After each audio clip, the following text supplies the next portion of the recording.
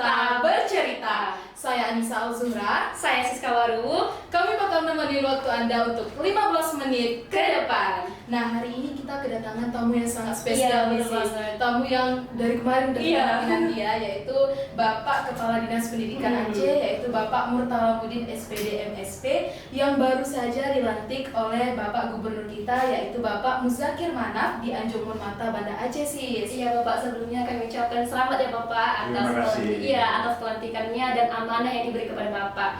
Iya, semoga Dinas Pendidikan Aceh semakin maju ya dan semakin maju untuk berdaya saing di bawah kepemimpinan Bapak. Amin. Dan kami ucapkan juga selamat datang Pak di ruang podcast SMK Negeri 1 Penanggalan yang sangat sederhana ini Pak. Dan kami sangat berterima kasih kepada Bapak telah menyisihkan waktu untuk berbincang-bincang santai dengan kita berdua ya. Dan para pemirsa di rumah juga. Nah, sebelum kita lanjut untuk bincang-bincang santai nih Pak, mungkin Bapak berkenan untuk memperkenalkan diri dulu nih Pak, sekaligus menyapa teman-teman yang ada di rumah ya sis ya. Silakan Pak. Assalamualaikum warahmatullahi wabarakatuh. Para pemirsa sekalian, saya Murtalamuddin. Saya sekarang ini dipercaya menjadi Kepala Dinas Pendidikan Aceh. Setelah 5 bulan juga menjadi pelaksana tugas Kepala Dinas Pendidikan. Karir awal saya seorang guru SD di tahun 94 dan pernah pindah dari menjadi Kepala Dinas Pendidikan di Pidir, pernah menjadi Kepala Biro Humas dan di provinsi Aceh, pernah menjadi Kabak Pendidikan dan Kebudayaan dan beberapa jabatan lainnya yang baru sekarang menjadi Kepala Dinas Pendidikan Aceh. Baik Pak.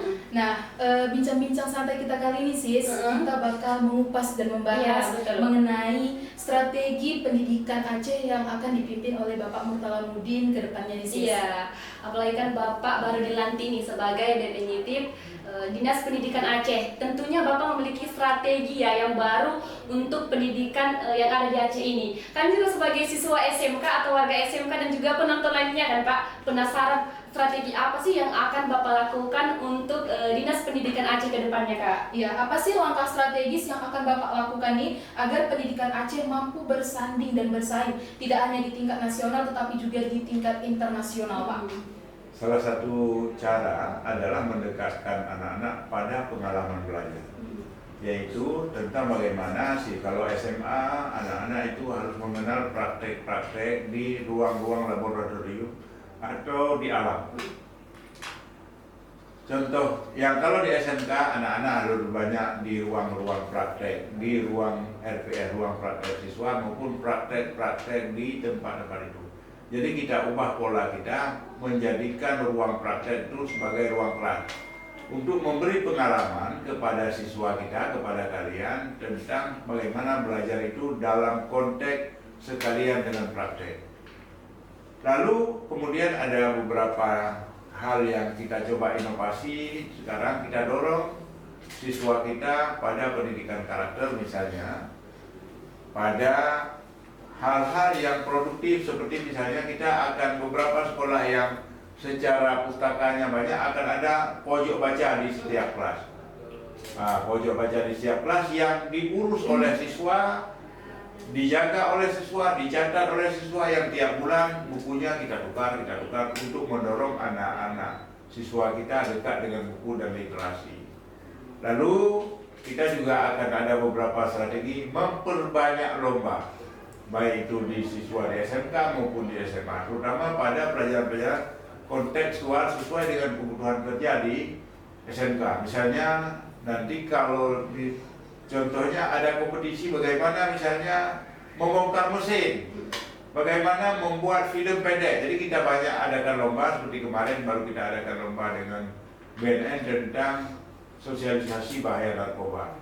Itu yang melibatkan siswa. Atau nantinya kita akan ada lomba cerdas cermat dalam bahasa Inggris untuk SMA, cerdas cermat dan lomba-lomba lain yang mendorong kepada mengubah cara siswa kita yang lebih cenderung kepada yang tadinya berbentuk hafalan atau mengerjakan tapi lebih pada analisa sesuai dengan keadaan zaman bahwa kita ingin mengembangkan anak-anak kita menjadi siswa yang kritis. begitu. Berarti siswa tidak hanya belajar tentang materi, tetapi juga harus bertindak dengan tindakan yang nyata atau langsung dipraktekkan ya Pak di dunia yang nyata. Jangan bentuk lomba ya Kak. Iya, luar oke. biasa. Nah, jadi setiap pemimpin ini Pak pasti memiliki prioritas serta mimpi yang besar yang ingin diwujudkan. Nah, kalau boleh tahu nih Pak, apa yang menjadi prioritas utama Bapak dalam waktu dekat ini dan apa mimpi besar Bapak untuk meningkatkan kualitas serta kompetensi generasi muda Aceh melalui pendidikan Pak? Dalam program jangka pendek kita adalah bagaimana mendorong siswa kita mencapai tujuan pembelajaran melalui pada pembelajaran kontekstual yang seperti tadi, sehingga mendorong anak-anak kita memahami pelajaran itu berdasarkan pengalaman. Jadi pemanfaatan lab menjadi prioritas utama, pemanfaatan ruang praktek bagi SMK, pemanfaatan perpustakaan, dan peningkatan pada pendidikan karakter seperti misalnya sekarang ini sedang kita kembangkan di sekolah itu ada penghijauan produktif yang dijaga oleh siswa. Misalnya ada siswa nanti ada kelapa, tanam kelapa. Ini diurus oleh kelompok ini yang setiap saat nanti setelah pada pembagian rapor misalnya pada akhir semester ini mana. Itu bagian daripada pembentuk karakter tanggung jawab. Pada program jangka panjang kita ingin anak-anak Aceh ini menjadi tuan di negeri sendiri. Saya beri contoh, kalau hari ini di Singkil atau di Surkulus Salang itu yang paling banyak adalah industri perkebunan kelapa sawit ya. Nah, sekarang kita lihat apakah di industri ini pada pekerja kelas menengah, semisalnya pada tingkat manajer atau manajerial atau direksi dari perusahaan besar itu, adakah anak-anak Singkil? Adakah anak-anak Suku Salang? Maka melalui pendidikan kita ingin anak-anak kita buka cakrawala berpikirnya bahwa dia harus lebih kuat, harus lebih giat belajar, harus lebih bersungguh-sungguh agar apa kekayaan alam yang diberi Tuhan di tanahnya mereka menjadi tuan di tanahnya. Jadi anak-anak ini harus diberi mimpi. Kalian ini harus punya mimpi yang besar-besar. Ya, setiap anak-anak Aceh, setiap anak-anak Indonesia harus punya mimpi besar agar kalian menjadi orang yang akan membawa kejayaan bagi Aceh dan membawa kegemilangan bagi Indonesia. Sangat luar biasa ya Kak. Luar biasa sekali Pak. Nah, Bapak seperti yang saya ketahui dan juga mungkin teman-teman di rumah sudah mengetahui ya, Bapak pernah menjabat sebagai Kepala Bidang SMK di Dinas Pendidikan Aceh. Pastinya Bapak memiliki pengalaman yang sangat luar biasa. Nah, dalam pengalaman Bapak tersebut, apa pandangan Bapak terhadap SMK yang ada di SMK? Apakah SMK yang ada di Aceh ya Pak, apakah udah oke atau belum? Atau mungkin kalau belum oke, apa harapan Bapak terhadap SMK ke depannya Kak? Iya, harapan untuk SMK bisa melahirkan atau meluluskan generasi yang siap kerja, siap berusaha, dan siap melanjutkan pendidikan ke jenjang lebih tinggi Pak. Jadi begini, mungkin belum sempurna walaupun sudah baik. Iya. Tapi satu hal yang perlu dicatat bahwa SMK dan lulusan SMK harus mampu menjadi orang yang mempunyai tekad dan kemauan dan kemampuan untuk mengembangkan potensi lokal. Saya beri contoh misalnya, di sini potensi sawitnya, bagaimana anak SMK di sini bisa menghasilkan pupuk organik yang berasal dari limbah rumah tangga kah, berasal dari limbah hewan kah, bahkan berasal dari limbah sawit kah, kemudian menghasilkan pupuk yang bisa mengganti atau menyaingi daripada pupuk kimia itu. Itu satu contoh yang harus dihasilkan oleh mereka. Atau kalau kalian punya di jurusan animasi, DKV, saya ingin kalian menceritakan tentang kisah-kisah yang menarik. Siapa di sini tokohnya, apa potensinya, sehingga itu menjadi penglihatan orang banyak, sehingga itu bisa mendorong tumbuh kembangnya ekonomi dan potensi-potensi lokal, sehingga anak SMK menjadi agen of change bagi kejayaan produk-produk lokal. Misalnya di sini ada kelapa, ada pisang. SMK harus paling dekat menjadi orang yang membantu bagaimana mendapat nilai tambah. Ada limbah sawit di sini ya, ada limbah rumah tangga. Bagaimana itu menghasilkan nilai tambah dari hasil itu. Jadi anak-anak SMK bukan hanya punya bidang keahlian untuk menjadi kerja, tapi bisa menjadi keahlian bidang berwira swasta, berkarya di luar daripada pekerjaan-pekerjaan formal. Kita nggak mau anak SMK disingkir besok setelah selesai di sini jadi tukang dodol sawit. Kalau udah begitu jadi tukang dodol sawit ngapain sekolah? Ya, jadi itu akan mengecewakan orang tua kalian. Maka saya harapkan yang kita cita-citakan ini hanya bisa kita capai kalau anak-anak kita punya semangat yang tinggi, punya cita-cita yang tinggi, punya kemauan yang kuat, ya. Setiap hari di pikiran dan otaknya lebih banyak dihabiskan memikirkan bagaimana mencapai cita-citanya dari digunakan untuk hal-hal yang mubazir seperti bermain media sosial. Kita dorong anak-anak misalnya bidang produksi film atau untuk menggunakan media sosial ada ruang yang sangat luas untuk mempromosikan hal-hal yang baik atau produk-produk unggulan atau hal-hal yang berguna untuk mendorong kemajuan daerah kita.